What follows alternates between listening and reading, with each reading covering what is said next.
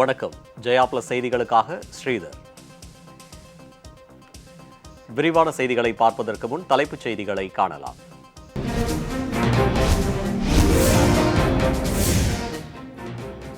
சென்னையில் நாளை டாஸ்மாக் மதுக்கடைகள் திறப்பு. காலை 10 மணி முதல் இரவு 7 மணி வரை செயல்படும் என தமிழக அரசு அறிவிப்பு.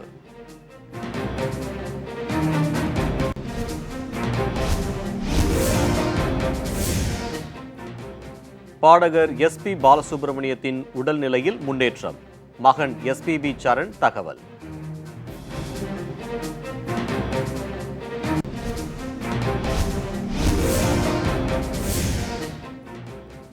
விண்ணப்பிக்கும் அனைவருக்கும் இ-பாஸ் இன்று முதல் தடையின்றி வழங்கப்படும் என தமிழக அரசு அறிவிப்பு.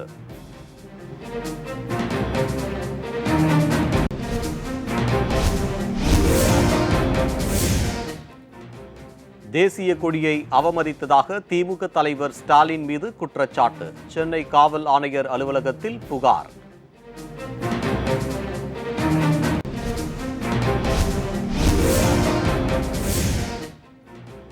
மார்த்தாண்டம் காவல் நிலையத்தில் வழக்குகளில் பறிமுதல் செய்யப்பட்ட 25 இருசக்கர வாகனங்கள் மாயம். இடைத்தரகர்கள் மூலம் காவல்துறை அதிகாரிகளே விற்பனை செய்தது விசாரணையில் அம்பலம்.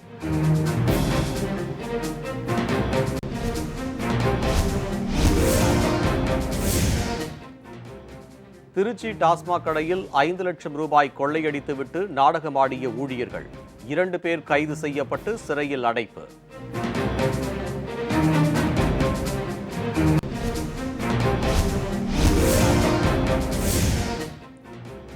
பத்தாம் வகுப்பு தற்காலிக மதிப்பெண் சான்றிதழ்கள் இன்று முதல் விநியோகம். அரசு தேர்வுத்துறை இயக்குநரகம் அறிவிப்பு.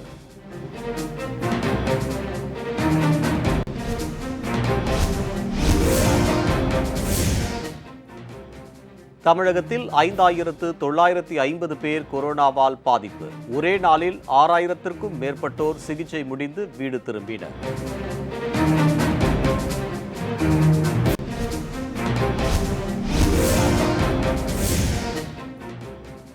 அரசு மற்றும் தனியார் பள்ளிகளில் இன்று முதல் மாணவர் சேர்க்கை. சமூக இடைவெளியை பின்பற்ற கல்வித்துறை உத்தரவு.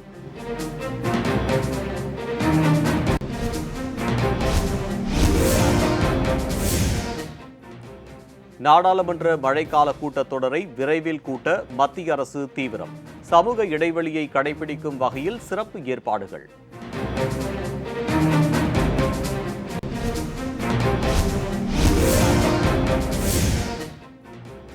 வாட்ஸ்அப், ஃபேஸ்புக் போன்ற சமூக வலைதளங்களை பாஜக கட்டுப்படுத்துவதாக ராகுல் காந்தி குற்றச்சாட்டு.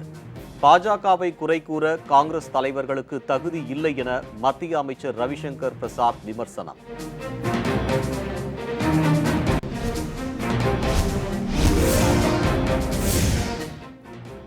நாடு முழுவதும் ஒரே மாதிரியான விவாகரத்து சட்டம். உச்சநீதிமன்றத்தில் பாஜக சார்பில் பொதுநல வழக்கு தாக்கல்.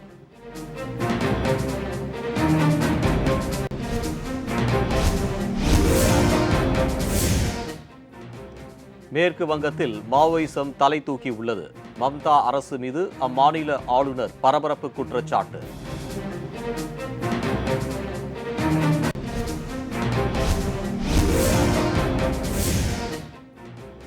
தெலுங்கானாவில் இடைவிடாது பெய்து வரும் கனமழை. வெள்ளப்பெருக்கில் சிக்கிய பகுதிகளில் பொதுமக்கள் அவதி.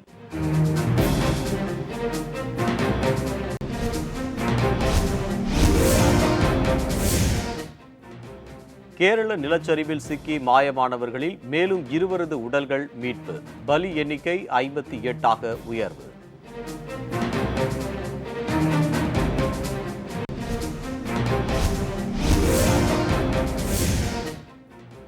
தென்மேற்கு பருவக்காற்று எதிரொலியால் தமிழகத்தின் பல்வேறு மாவட்டங்களில் மழை. வானிலை ஆய்வு மையம் தகவல்.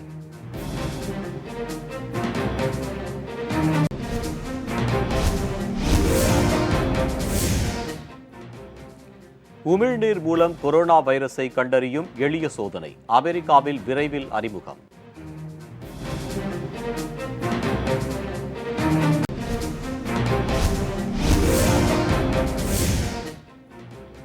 துபாயில் மேற்கொள்ளும் பாலைவன சாகச பயணம் உலகின் மிகச்சிறந்த பொழுதுபோக்கு அனுபவமாக தேர்வு.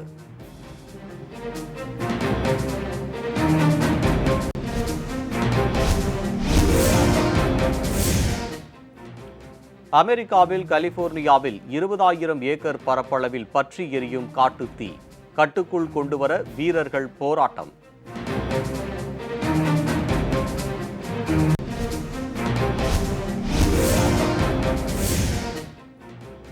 ஜோ பிடன் அதிபரானால் அமெரிக்கா பாதுகாப்பாக இருக்காது. அதிபர் டொனால்ட் ட்ரம்ப் பேச்சு.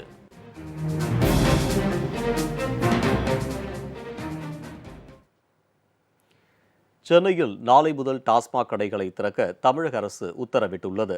தமிழ்நாடு மாநில வாணிபக் கழகம் டாஸ்மாக் வெளியிட்டுள்ள செய்திக்குறிப்பில், பெருநகர சென்னை காவல் எல்லைக்கு உட்பட்ட பகுதிகளில் வரும் 18ஆம் தேதி முதல் மதுக்கடைகள் திறக்கப்படும் என்றும், காலை 10 மணி முதல் இரவு 7 மணி வரை மட்டுமே மதுக்கடைகள் செயல்படும் என்றும் தெரிவிக்கப்பட்டுள்ளது. ஒரு கடையில் நாள் ஒன்றுக்கு 500 டோக்கன்கள் மட்டுமே வழங்க முடிவு செய்யப்பட்டுள்ளதாகவும், மது வாங்க வருவோர் முகக்கவசம் அணிந்தும் சமூக இடைவெளியையும் கட்டாயம் பின்பற்ற வேண்டும் என்றும் தெரிவிக்கப்பட்டுள்ளது.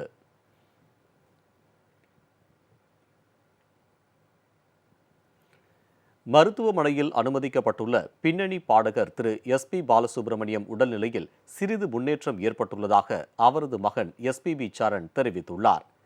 கொரோனா தொற்றால் பாதிக்கப்பட்டுள்ள பிரபல பாடகர் திரு SP பாலசுப்ரமணியம் சென்னையில் உள்ள தனியார் மருத்துவமனையில் அனுமதிக்கப்பட்டு சிகிச்சை பெற்று வருகிறார்.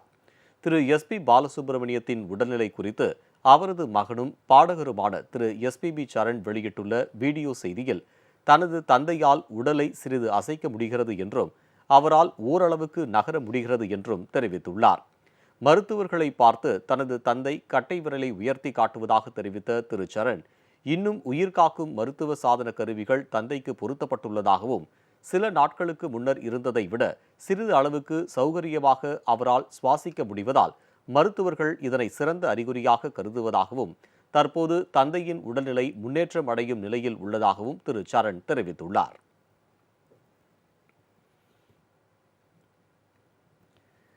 தமிழகத்தில் விண்ணப்பிக்கும் அனைவருக்கும் பாஸ் நடைமுறை இன்று முதல் அமலுக்கு வந்துள்ளது. தமிழகத்தில் கொரோனா பரவலை தடுக்கும் நோக்கில் மாவட்டம் விட்டு மாவட்டம் செல்பவர்களை கண்காணிக்க பாஸ் நடைமுறை பின்பற்றப்பட்டு வருகிறது. அதன்படி திருமணம், மருத்துவ சிகிச்சை, நெருங்கிய உறவினரின் இறப்பு, பணி சம்பந்தமான காரணங்களுக்காக பிற மாவட்டங்களுக்கு செல்பவர்கள் கட்டாயம் பாஸ் பெற வேண்டும் என்ற நடைமுறை அமலில் உள்ளது. இந்நிலையில் பல மாவட்டங்களில் பாஸ் வழங்குவதில் அரசு அதிகாரிகள் முறைகேடு, பாஸ் பெறுவதில் பெரும் சிரமம் இருப்பதாக பொதுமக்கள் குற்றச்சாட்டுக்களை முன்வைத்தனர். இதனைத் தொடர்ந்து பாஸ் முறையில் தளர்வை அறிவித்துள்ள தமிழக அரசு, விண்ணப்பிக்கும் அனைவருக்கும் பாஸ் வழங்கப்படும் என தெரிவித்துள்ளது. இந்த நடைமுறை இன்று முதல் அமலுக்கு வந்துள்ளது. அதன்படி பாஸுக்கு விண்ணப்பிக்கும் போது ஆதார் அல்லது குடும்ப அட்டையுடன் செல்போன் எண்ணை பதிவு செய்தால் உடனடியாக பாஸ் வழங்கப்படும் எனவும், பொதுமக்கள் தேவையற்ற காரணங்களுக்காக விண்ணப்பிப்பதை தவிர்க்க வேண்டும் எனவும் தமிழக அரசு கேட்டுக்கொண்டுள்ளது.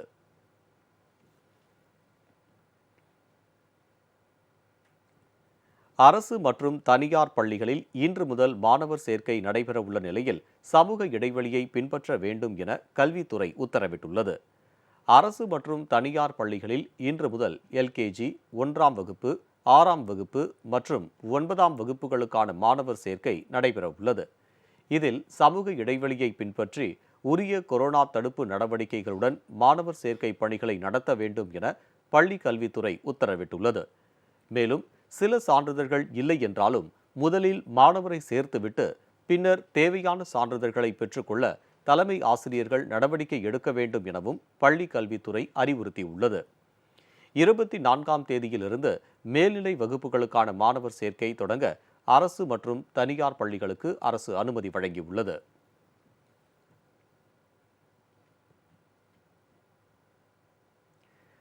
சுதந்திர தினத்தன்று தேசிய கொடியை அவமதித்ததாக திமுக தலைவர் ஸ்டாலின் மீது சென்னை காவல் ஆணையர் அலுவலகத்தில் புகார் அளிக்கப்பட்டுள்ளது. அதிமுக சார்பில் அளிக்கப்பட்டுள்ள இந்த புகாரில், சென்னை அண்ணா அறிவாலயத்தில் சுதந்திர தினத்தன்று ஸ்டாலின் கையுறை அணிந்து கொண்டு கொடியேற்றிய பின்னர் தேசிய கொடிக்கு மரியாதை செலுத்தாமல் உடனடியாக அங்கிருந்து சென்றதாக குறிப்பிடப்பட்டுள்ளது. மேலும் தேசிய சின்னங்கள் அவமதிப்பு தடுப்பு சட்டம் 1971 கீழ் தக்க நடவடிக்கை எடுக்க வேண்டும் எனவும் அந்த புகாரில் கேட்டுக்கொள்ளப்பட்டுள்ளது. திரு ஸ்டாலின் மட்டுமல்லாமல் கொடியேற்றும் நிகழ்வில் பங்கேற்ற அனைவருமே தேசிய கொடிக்கு மரியாதை செலுத்தாமல் அங்கிருந்து புறப்பட்டுச் சென்றது குறிப்பிடத்தக்கது.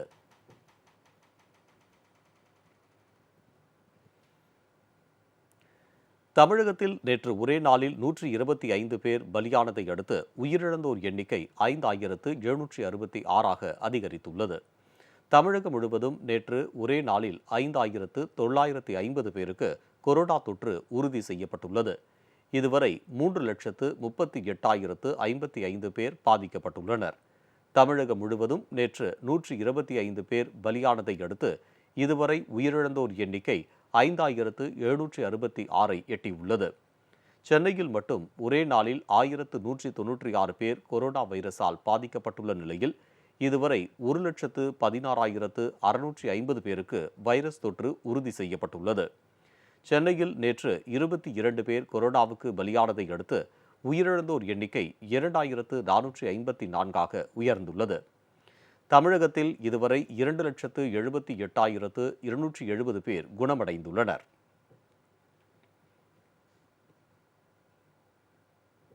தெலுங்கானாவில் பெய்து வரும் கனமழையால் பல்வேறு பகுதிகள் வெள்ளக்காடாக காட்சியளிக்கிறது. நாடு முழுவதும் கொரோனா நெருக்கடியை தொடர்ந்து கனமழையும் பெரும் அச்சுறுத்தலை ஏற்படுத்தி வருகிறது. கடந்த சில நாட்களாக வட மாநிலங்களில் கனமழை மக்களின் இயல்பு வாழ்க்கையை பெரிதும் பாதித்துள்ளது. இதனைத் தொடர்ந்து தற்போது தெலுங்கானா மாநிலம் ஹைதராபாத் மற்றும் அதன் சுற்றுவட்டார பகுதிகளில் 3 நாட்களாக இடைவிடாத மழை பெய்து வருகிறது. அடுத்த 3 நாட்களுக்கும் மழை தொடரும் என வானிலை ஆய்வு மையம் தெரிவித்துள்ளது. தொடர் மழையால் பத்ராச்சலம் நகரத்தில் வெள்ளம் சூழ்ந்துள்ளது. கோதாவரி ஆற்றில் நீரின் அளவு 53.7 அடியை எட்டியது. இந்நிலையில் திடீர் வெள்ளப்பெருக்கு போன்றவற்றை சமாளிக்க மீட்புக் குழுவினர் தயாராக இருக்க வேண்டும் என மாநில முதலமைச்சர் கே. சந்திரசேகர ராவ் அதிகாரிகளை கேட்டுக் கொண்டுள்ளார். ஹைதராபாத்தில் 2 கட்டுப்பாட்டு அறைகள் அமைக்கப்பட்டு மீட்பு பணிகளுக்காக 2 ஹெலிகாப்டர்கள் நிறுத்தப்பட்டுள்ளன.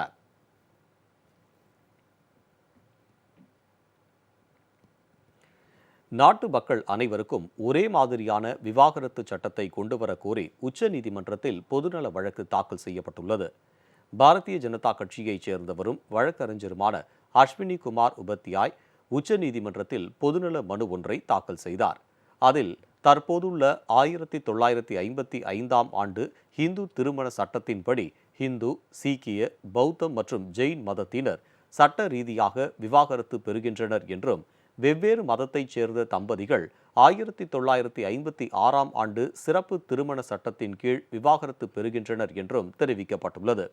ஆனால் முஸ்லிம்கள், கிறிஸ்துவர்கள் மற்றும் பார்சிகளுக்கு விவாகரத்திற்கென தனி சட்டங்கள் உள்ளன. விவாகரத்து சட்டங்களில் உள்ள இந்த முரண்பாடுகளை நீக்கி நாட்டு குடிமக்கள் அனைவருக்கும் மதம், இனம், பாலினம், பிறந்த இடம் உள்ளிட்டவற்றை கருத்தில் கொள்ளாமல் ஒரே மாதிரியான விவாகரத்து சட்டத்தை கொண்டு வர வேண்டும். அரசியல் அமைப்பு சட்டத்தின் 14, 15, 21 உள்ளிட்ட பிரிவுகளுக்கு முரணாக உள்ள விவாகரத்து சட்டங்களை நீக்கி குடிமக்கள் அனைவருக்காகவும் ஒரே சட்டம் இயற்றப்பட வேண்டும் என அந்த மனுவில் வலியுறுத்தப்பட்டுள்ளது.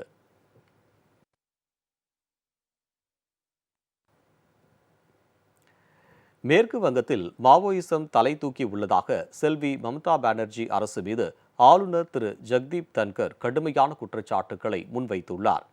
கொல்கத்தா ராஜ்பவனில் நேற்று முன்னாள் பிரதமர் வாஜ்பாயின் நினைவு தினம் அனுசரிக்கப்பட்டது. இதில் பங்கேற்று அவரது உருவப்படத்திற்கு ஆளுநர் மரியாதை செலுத்தினார். அப்போது பேசிய அவர், ஆளுநர் மாளிகையில் நடைபெற்ற சுதந்திர தின விழாவில் பங்கேற்ற சிறப்பு விருந்தினர்களின் பட்டியல் ஆகஸ்ட் 14ஆம் தேதி மின்னணு ஊடகங்களில் வெளியானது என்றும் இது ராஜ்பவன் கண்காணிக்கப்படுவதை காட்டுகிறது என குறிப்பிட்டார்.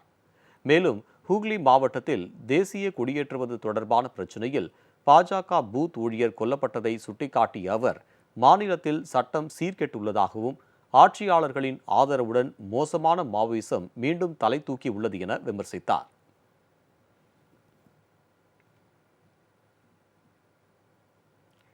ஃபேஸ்புக் உள்ளிட்ட சமூக வலைதளங்களை பாஜக கட்டுப்படுத்துவதாக புகார் கூற காங்கிரஸ் கட்சிக்கு அருகதை இல்லை என மத்திய அமைச்சர் திரு ரவிசங்கர் பிரசாத் பதிலடி கொடுத்துள்ளார்.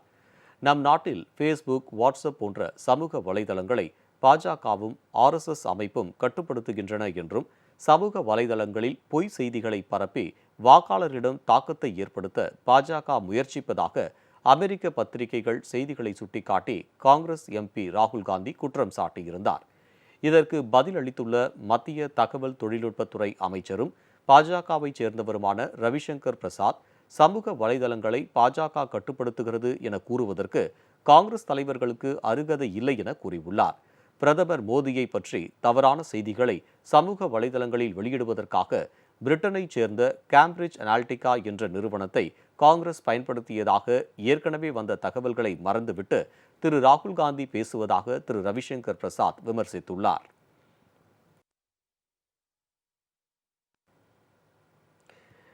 கொரோனா பரவலை தொடர்ந்து நாடாளுமன்ற வரலாற்றில் இதுவரை இல்லாத வகையில் மழைக்கால கூட்டத்தொடரை தேவையான முன்னெச்சரிக்கை நடவடிக்கைகளுடன் நடத்த புதிய மாற்றங்கள் செய்யப்பட்டு வருகிறது. கொரோனா அச்சுறுத்தல் காரணமாக கடந்த மார்ச் 23ஆம் தேதி நாடாளுமன்றம் ஒத்திவைக்கப்பட்டது. தற்போது நாடு முழுவதும் கொரோனா தொற்றால் பாதிக்கப்பட்டோரின் எண்ணிக்கை 26 லட்சத்தை கடந்துள்ளது.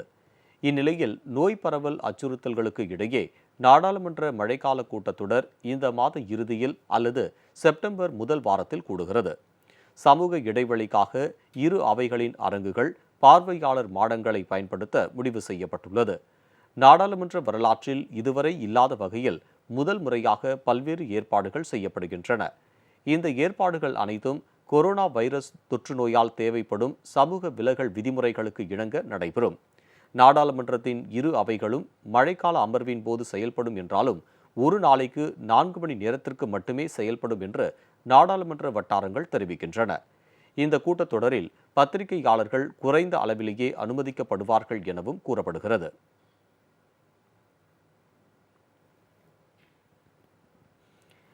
அம்மா மக்கள் முன்னேற்றக் கழக வழக்கறிஞர் பிரிவு செயலாளரும் தமிழ்நாடு மற்றும் புதுச்சேரி பார் கவுன்சில் துணைத் தலைவருமான திரு வேலு கார்த்திகேயனின் தந்தையார் மறைவுக்கு கழக பொதுச் செயலாளர் திரு டிடிவி தினகரன் ஆழ்ந்த இரங்கல் தெரிவித்துள்ளார்.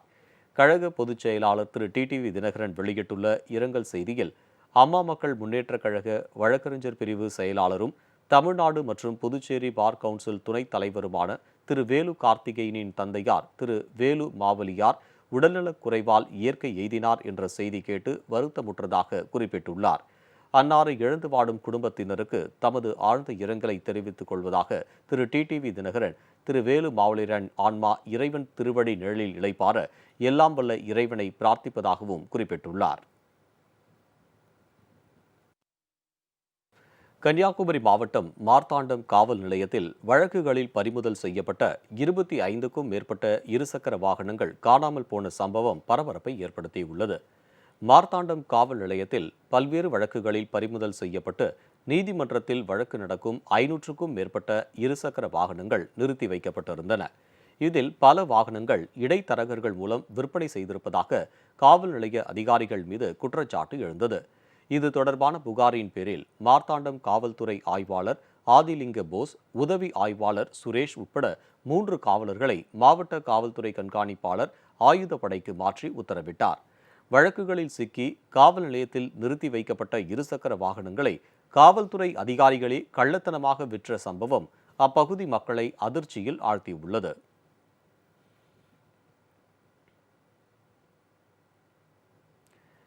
திருச்சியில் டாஸ்மாக் கடையிலிருந்து 5 லட்சம் ரூபாயை கொள்ளையடித்துவிட்டு நாடகமாடிய ஊழியர்கள் 2 பேரை காவல்துறையினர் கைது செய்தனர். திருச்சி மணப்பாறை அருகே மேட்டுக்கடையில் டாஸ்மாக் கடை செயல்படுகிறது. சூப்பர்வைசராக சுப்பிரமணி, விற்பனையாளர்களாக மாரியப்பன், மணிவாசகம் ஆகியோர் பணியாற்றினர். இந்த கடையில் தினசரி 2 லட்சம் ரூபாய் வரை மது விற்பனை நடக்கும். கடந்த சனிக்கிழமை சுதந்திர தின விடுமுறை, ஞாயிறு முழு ஊரடங்கு என்பதால் 14ஆம் தேதி வெள்ளிக்கிழமை 5.42 லட்சம் ரூபாய்க்கு மது விற்பனை நடந்துள்ளது. விற்பனை முடிந்த பின் விற்பனையாளர்கள் கடையை பூட்டிச் சென்றனர். கடந்த சனிக்கிழமை காலை காவலாளி கடையை பார்த்தபோது கதவு திறக்கப்பட்டு கிடந்ததை கண்டு அதிர்ச்சியடைந்தார். தகவல் அறிந்து சூப்பர்வைசர் சுப்பிரமணி வந்து பார்த்தபோது கடையில் இருந்த 5,39,000 ரூபாய் திருடு போயிருந்தது தெரிந்தது. இதனையடுத்து மணப்பாறை போலீசில் சுப்பிரமணி புகார் செய்தார். விசாரணையில் விற்பனையாளர்கள் மணிவாசகம், மாரியப்பன் ஆகிய இருவரும் மது விற்ற பணத்தை திருடியது தெரிந்தது. இருவரையும் போலீசார் கைது செய்தனர். அவரிடம் இருந்து 5,39,000 ரூபாய் பறிமுதல் செய்யப்பட்டது.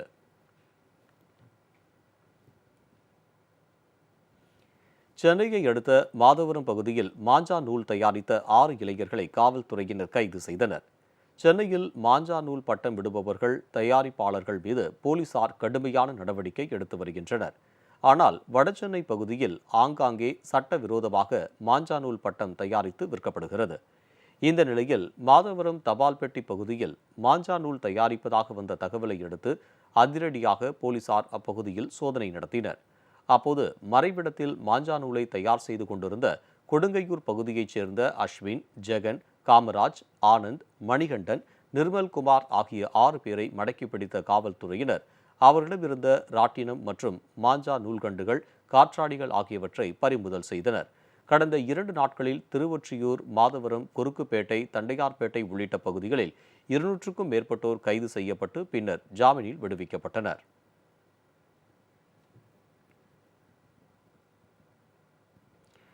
தூத்துக்குடி மாவட்டத்தில் வெண்டைக்காய் அமோக விளைச்சல் கண்டுள்ளதுடன் நல்ல விலை கிடைப்பதால் விவசாயிகள் மகிழ்ச்சி அடைந்துள்ளனர். தூத்துக்குடி மாவட்டம் தெய்வச்செயல்புரம், ஆலந்தலை, சவலப்பேரி உள்ளிட்ட பகுதிகளில் 200 ஏக்கரில் விவசாயிகள் வெண்டைக்காய் சாகுபடி செய்துள்ளனர். 60 நாட்களில் விளைச்சல் தரும் வெண்டைக்காய் தற்போது நல்ல விளைச்சல் கண்டுள்ளது.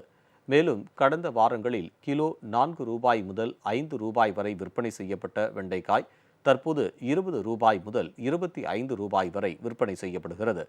கேரளாவில் உள்ள வியாபாரிகள் அதிக அளவில் வந்து கொள்முதல் செய்வதால் விலையேற்றம் அடைந்துள்ளது. மேலும் கேரளாவில் ஓணம் பண்டிகை வருவதால் இன்னும் விலை உயர வாய்ப்புள்ளதாக விவசாயிகள் தெரிவித்துள்ளனர். வெண்டைக்காய் விவசாயம் 200 ஏக்கர் நடை போட்டிருக்கோம். கொஞ்சம் விலை இல்லாமல் இருந்துச்சு. கடந்த 2 வாரம்லாம் விலை இல்லாமல் 4 ரூபா 5 ரூபாய்க்கு போயிட்டு இருந்துச்சு. இப்போ இந்த ஓணம் பண்டிகை வர்றதுனால 20 ரூபா 25 ரூபாய்க்கு மேலே போகுது. கொஞ்சம் விவசாயிகள் கொஞ்சம் மகிழ்ச்சியாக இருக்குது, சந்தோஷமாக இருக்குது.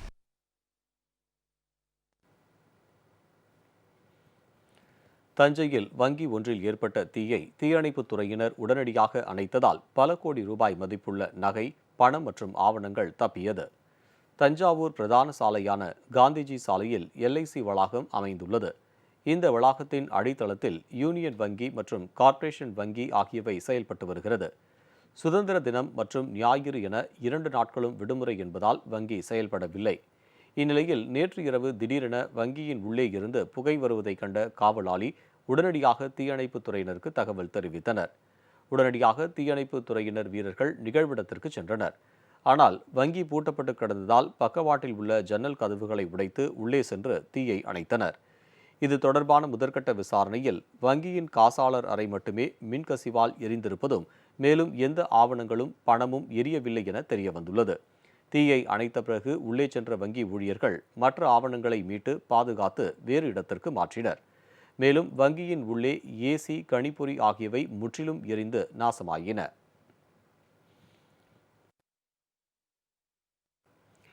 தென்மேற்கு பருவக்காற்றின் காரணமாக வட தமிழகத்தின் ஓரிரு இடங்களில் லேசான மழை பெய்யக்கூடும் என சென்னை வானிலை ஆய்வு மையம் தெரிவித்துள்ளது. சென்னை மற்றும் புறநகர் பகுதிகளில் வானம் ஓரளவு மேகமூட்டத்துடன் காணப்படும். நகரின் சில பகுதிகளில் லேசான மழை பெய்யக்கூடும் என்றும் வானிலை ஆய்வு மையம் தெரிவித்துள்ளது. தென் தமிழக கடலோர பகுதிகளில் குளச்சல் முதல் தனுஷ்கோடி வரை கடல் சீற்றம் அதிகரித்து காணப்படும் என வானிலை மையம் தெரிவித்துள்ளது. வடக்கு வங்கக்கடல், ஒடிசா, மேற்கு கடலோர பகுதிகள், மகாராஷ்டிரா, குஜராத், கோவா, கர்நாடக மாநில கடலோர பகுதிகளில் பலத்த காற்று காரணமாக மீனவர்கள் கடலுக்கு செல்ல வேண்டாம் என அறிவுறுத்தப்பட்டுள்ளது.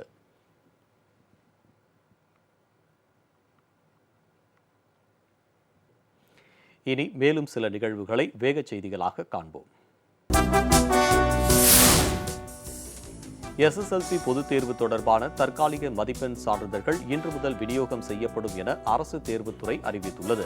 அரசு தேர்வுகள் இயக்குநர் வெளியிட்டுள்ள செய்திக்குறிப்பில் SSLC பொதுத் தேர்வு எழுதிய மாணவர்களின் தற்காலிக மதிப்பெண் சான்றிதழ்களை அனைத்து மேல்நிலை, உயர்நிலை பள்ளி தலைமை ஆசிரியர்கள் பதிவிறக்கம் செய்து சான்றிதழ்களில் உள்ள விவரங்களை சரிபார்த்து தயாராக வைக்கப்பட்டுள்ளதாக தெரிவிக்கப்பட்டுள்ளது. இன்று முதல் வரும் 21ஆம் தேதி வரையிலான நாட்களில் மட்டும் பள்ளிகள் மூலம் மாணவர்களுக்கு சான்றிதழ்கள் விநியோகிக்கப்பட வேண்டும் என தெரிவிக்கப்பட்டுள்ளது.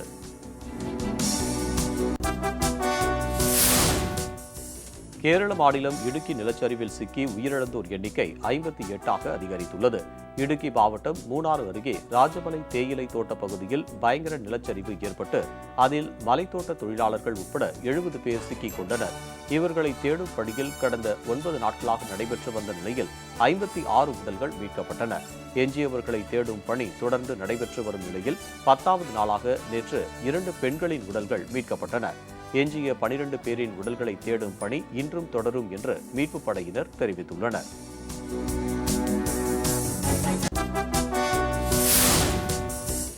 புதுச்சேரி மக்கள் மீண்டும் ஒரு சுதந்திர போராட்டத்திற்கு தயாராக வேண்டும் என்றும் மக்கள் உரிமையை பறிக்கிறவர்கள் காணாமல் போய்விடுவார்கள் எனவும் முதலமைச்சர் திரு நாராயணசாமி குறிப்பிட்டுள்ளார்.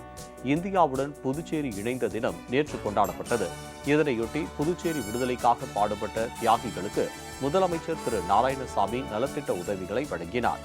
அப்போது பேசிய அவர், மக்களின் நலத்திட்டங்களை செயல்படுத்த முடியாத சூழ்நிலைக்கு தற்போது அரசு தள்ளப்பட்டு இருப்பதாகவும், மாநில மக்களின் உரிமைக்காக இரண்டாவது சுதந்திர போராட்டத்திற்கு மக்கள் தயாராக இருக்க வேண்டும் எனவும் கூறினார்.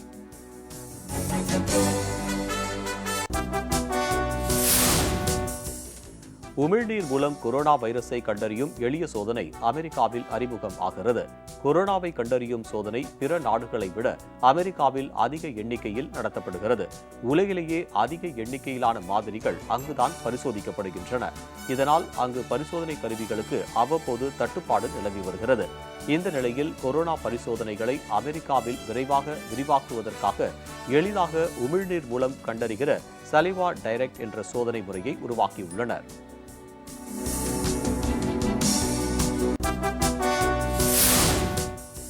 இந்தியன் சூப்பர் லீக் 7வது ISL கால்பந்து போட்டியை கோவா மாநிலத்தில் நடத்த முடிவு செய்யப்பட்டுள்ளது. இந்தியன் சூப்பர் லீக் கால்பந்து போட்டி வழக்கமாக சென்னை, கொல்கத்தா, மும்பை, கொச்சி உட்பட 10 நகரங்களில் நடைபெறும். ஆனால் கொரோனா அச்சம் காரணமாக 7வது ISL கால்பந்து போட்டியை கோவா மாநிலத்தில் நடத்த முடிவு செய்யப்பட்டுள்ளது. அங்குள்ள ஜவஹர்லால் நேரு, GMC அத்லெட்டிக், திலக் ஆகிய 3 மைதானங்களில் வரும் நவம்பர் மாதம் முதல் போட்டி தொடங்குகிறது.